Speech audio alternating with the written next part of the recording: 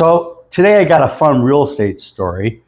It's a very Chicago real estate story, and it's about Al Capone, who became public enemy number one. He was killing people like crazy at one point. And his attorney, who was named Eddie, nicknamed Easy Eddie, was a legal genius in getting and keeping Capone out of jail and coming up with some really clever maneuvers to keep him and his gang out from behind bars. So Eddie was being incredibly well paid, making tons of money, getting free houses and luxury cars, and living the high life, and not really having too much conscience about the fact that all these people were dying around them.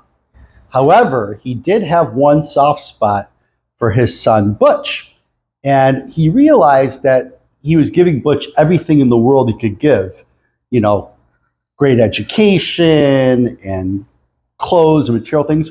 He wasn't giving him a good legacy. He wasn't giving him a good example.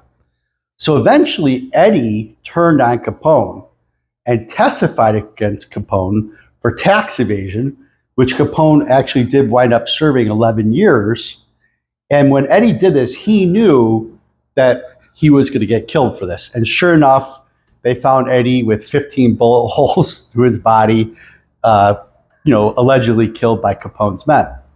Now, some people say Eddie did it, like I mentioned, to give a good example to his son. Other people think he did it to stay out of jail. Other people even think that he made a deal to get his son into the Naval Academy.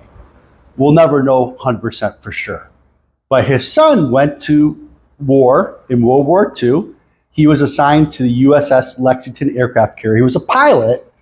That carrier had about 3,000 souls on board, and he was involved in a mission where him and his squadron launched. They engaged the enemy. His plane was wounded. He was low on fuel, so he returned back to land on the Lexington. On his way back, he encounters 9 Japanese bombers that are in perfect striking distance to sink the Lexington and all the other ships. Probably 5,000 people are going to die. So with an injured plane with very little fuel, he engages all 9. Now, apparently, this is so close to the Lexington that the crew was watching this and watching this whole battle unfold on top of the carrier. And he was apparently taking fire from every conceivable direction, but kept dodging and weaving and attacking. He successfully shoots down 5 of the 9. Then he runs out of ammunition. So he starts charging these planes to clip their wings and actually managed to down a 6th plane. The other 3 planes think he's nuts, let's speculate, and they just bail out. They just retreat.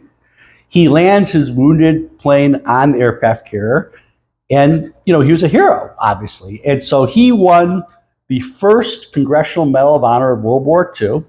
He was considered the first Navy ace of World War II. And his citation read something to the effect of it was a single most daring and consequential act in naval aviation history. It was an unbelievable citation.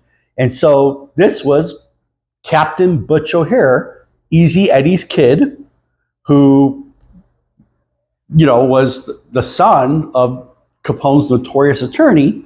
And in 1948, they renamed Orchard Place Airport Ohaire Airport after the bravery of Captain Butch Ohaire. So there you have it. Good Chicago smack.